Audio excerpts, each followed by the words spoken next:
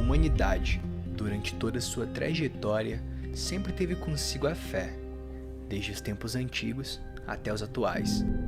A nossa diferença para aqueles que viveram no passado são várias. Uma delas é a forma de governo. Há 700 anos atrás, no auge do Renascimento, a Igreja comandava toda a Europa. E foi nesse continente que surgiu um homem que mudaria o modo das pessoas enxergarem a Igreja. Ele foi Dante Alighieri, o autor que escreveu a Divina Comédia e que no vídeo de hoje nós vamos conhecer o Inferno de Dante. É a primeira parte de um conjunto de prosas e é uma obra que retrata o inferno nos seus detalhes mais sombrios. Dante Alighieri nasceu no século XIII, em Florença, e foi um grande poeta, político e escritor, que ficou amplamente conhecido por sua obra, intitulada de A Divina Comédia, um conjunto de 3 livros que deu origem ao famoso Inferno de Dante. Você notará no decorrer de hoje que muitos detalhes do Inferno de Dante estão ligados ao número 3, pois ele fez uma composição baseada nesse número, fazendo uma referência à Santíssima Trindade. Destacamos que um ponto importante é que o poema possui apenas 3 personagens principais: Dante, que é a representação do homem, Beatriz, que é a representação da fé, e Virgílio, que é a representação da razão. O inferno é o primeiro das 3 partes, e nada mais do que um canto, que serve como introdução para o poema. Essa saga se inicia com Dante no meio de uma floresta, que é a Floresta da Perdição, onde existem 2 caminhos de saída. Porém, o mais fácil está bloqueado por 3 feras. E é então que chega Virgílio, um poeta da antiguidade, dos tempos de Júlio César, e ajuda então Dante, guiando-o através do caminho mais difícil que passa pelo inferno, purgatório e paraíso. Como já dissemos, cada frase é um livro que compõe a Divina Comédia. No decorrer desse trajeto pelo inferno, Dante acaba cruzando com diversas figuras mitológicas, o que pode parecer estranho à primeira vista, mas a verdade é que essa obra mistura mitologia grega, pessoas famosas da época e crenças católicas. O interessante é que Dante descreve um inferno em espiral, que vai descendo em círculos, sendo ao todo 9 estágios. Em todos os círculos estão as almas em castigo eterno, sempre de acordo com as suas ações em vida, lembrando sempre o equilíbrio e a justiça. Dessa forma, os primeiros círculos são para os que cometeram pecados mais leves, e por isso os castigos são mais brandos. Quanto mais se avança nos círculos, mais pesados os castigos ficam. Os 9 círculos do Inferno de Dante e suas figuras mitológicas. Logo na entrada do mundo inferior, ainda antes dos círculos, Dante e Virgílio dão de cara com aqueles que foram omissos, ou seja, nem fiéis nem rebeldes a Deus, no chamado do vestíbulo dos ignavos. Essas criaturas são aquelas que Deus desprezou, mas o inferno também não quis. Como castigo, elas devem ficar nuas, sendo eternamente picadas por moscas e vespas. Para separar esse vestíbulo do início dos círculos do inferno, Dante pôs o rio Aqueronte, que pertence ao inferno de Hades, no qual o barqueiro Caronte faz a travessia das almas. Primeiro círculo, o limbo. Nesse primeiro círculo se encontram as pessoas que não tiveram a chance de serem batizadas, e entre elas Virgílio. Essas almas que se encontram no primeiro círculo não recebem nenhum castigo, porém não terão a oportunidade de conhecer a graça de Deus. O segundo círculo, luxuriosos. Como se deixam levar pelos prazeres carnais enquanto viviam, essas almas têm como castigo serem arrebatadas continuadamente por ventos e furacões que representam o vício pela carne. Nesse círculo também é possível encontrar Minos, que foi o rei de Creta enquanto viveu. Segundo a mitologia grega, após sua morte, Minos e Radiamento foram nomeados os juízes das almas. De acordo com Dante, Minos é quem decide para qual círculo o pecador será levado. Terceiro círculo, gulosos.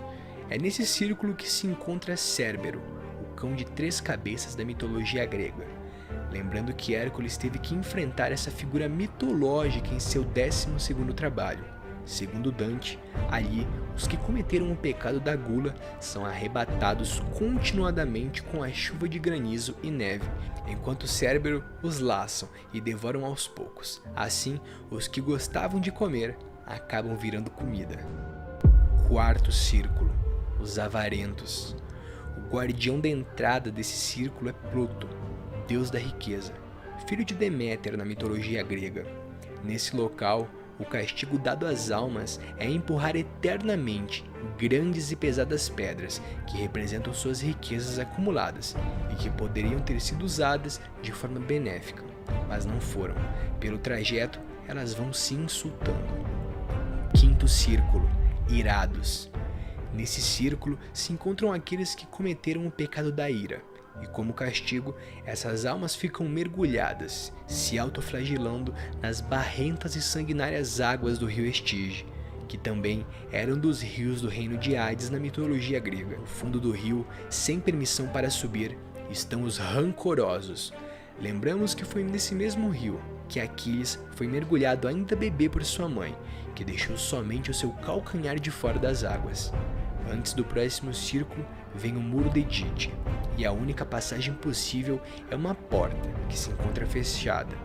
Além de ter que lidar com demônios que ficam tentando impedir a passagem, eles ainda dão de cara com Medusa e com 3 fúrias, criaturas que torturam as almas pecadoras dos infernos gregos. Eles então têm que enfrentar estes desafios para então conseguir passar. O sexto círculo, hereges. Nesse círculo estão os hereges, e lá, como castigo, os pecadores, que não creem em Deus e em Jesus Cristo, são sepultados em túmulos flamejantes. É aqui que podemos observar melhor essa mescla que Dante faz entre o cristianismo e a mitologia grega. O sétimo círculo, os violentos. A entrada desse círculo é guardada pelo Minotauro, e o espaço é subdividido em 3 subcírculos. No primeiro, ficam os que foram violentos com o próximo, sendo mergulhados nas águas ferventes do rio Flegtone, que é mais um dos rios de Hades. Vale ressaltar que as águas deste rio são compostas pelo sangue das pessoas que elas maltrataram. Às margens, centauros flecham todos aqueles que tentam de alguma forma fugir. No segundo subcírculo estão as almas que foram violentas consigo ou com seus bens. Por não terem respeitado seus corpos em vida, elas perdem a posse sobre ele, tornando-se árvores. Até seria um castigo tranquilo, se não fossem as Hárpias, monstros híbridos da mitologia grega, tendo a forma de mulher e pássaro. Elas completam o castigo arrancando pequenos pedaços das árvores, sempre que se regeneram, já que os que não valorizavam seus bens são perseguidos eternamente por cães. No terceiro, estão aqueles que foram violentos com Deus, num local ermo, como se fosse chuva. Esse local representa um mundo ao contrário do criado por Deus.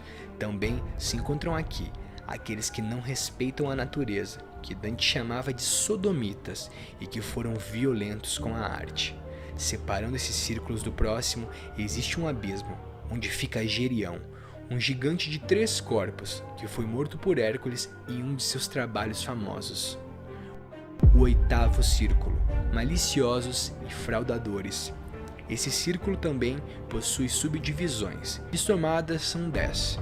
Na primeira estão aqueles que seduziam mulheres, castigados através do açoite.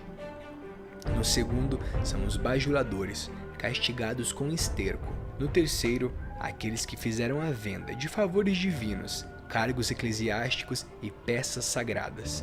São atolados em buracos com os pés para fora, sendo queimados. No quarto estão aqueles que fizeram passar por adivinhos ou magos, e seus castigos é terem seus rostos virados para trás. No quinto são aqueles que fizeram negociações de cargos públicos ou furtaram seus amos, castigados por demônios que espetam e os mergulham em um poço de piche fervente. No sexto vêm os hipócritas, castigados com pesadas capas de chumbo dourado. No sétimo estão os ladrões, em um eterno ciclo onde são picados por cobras, morrem e nascem para serem picados novamente. No oitavo ficam os maus conselheiros, totalmente envolvidos em chamas. No nono é a vez dos causadores de discórdia e confusão, que são perseguidos por demônios armados de espadas. No 10º estão os falsários, que são castigados com úlceras e feridas que ardem até sua morte. Separando esse círculo do próximo, que é o último, existe um poço, repleto de gigantes rebeldes, que Dante afirma serem horrorosos. Entretanto, mesmo sendo asquerosos, eles foram gentis com nossos dois personagens, levando-os até o outro lado do poço. Chegando agora no 9º círculo, traidores. Nesse último círculo encontram-se os traidores, para quem o diabo reservou um castigo bem peculiar: gelo. Aqui, os pecadores se encontram com gelo até a cabeça. Esse círculo também se subdivide nas 4 partes menores. Na primeira, denominada Caina, em referência a Caim da Bíblia, os que traíram seu sangue estão mergulhados no gelo até o peito. Na segunda, denominada Antênora, os que traíram sua pátria ou seu partido estão mergulhados no gelo até o pescoço. Na terceira, a Ptolomeia, os que traíram seus amigos e pessoas de seu convívio ficam somente com o rosto para fora do gelo, enquanto suas lágrimas congelam os olhos. Por fim, a Judeca, em referência a Judas Iscariotes, os que traíram seus benfeitores ou senhores estão totalmente cobertos pelo gelo. E é bem no meio dessa última espiral que está Lúcifer, com 3 cabeças, mastigando os grandes traidores da história: Cássio, Brutus e Judas. Para conseguir chegar até o purgatório, onde Beatriz o espera, Dante atravessa o caminho pelas costas peludas do Capitão Mor e vai em direção ao centro da Terra. Mas isso é história para o próximo capítulo. Mas me digam vocês, nerds, o que vocês acharam? Deixem aqui nos comentários que eu gosto muito de ver eles. Eu vou ficando por aqui e até a próxima.